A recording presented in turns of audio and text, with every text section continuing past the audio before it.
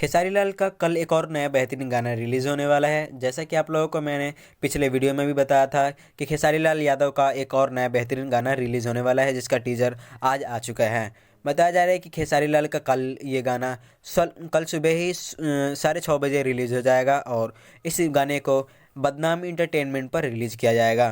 बताया जा रहा है कि बदनाम इंटरटेनमेंट पर इस गाने को रिलीज़ किया जाएगा और इसमें सोनिया मौजूद होंगी, यानी कि सोनिया पांडे इस गाने में दिखेंगी आपको। और इस गाने की हीरोइन भी सोनिया पांडे लीड रोल कर रही है और इस गाने को गाया है खेसारी लाल यादव ने।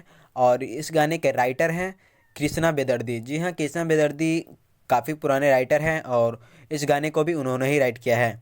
इस गाने का नाम है गलत जगह। जी हाँ, गलत जगह इस गाने का नाम है और ये कृष्णा बेदर्दी जी ने राइट किया है। आप लोग कृष्णा बेदर्दी जी के नाम से समझ ही गए होंगे कि ऐसे गाने बस इन्हीं यही राइट कर सकते हैं और काफ़ी बेहतरीन गाना है। आप लोग कल बदनाम इंटरटेनमेंट पे मौजूद रहिएगा और ज़रूर इस गाने को सुनिएगा।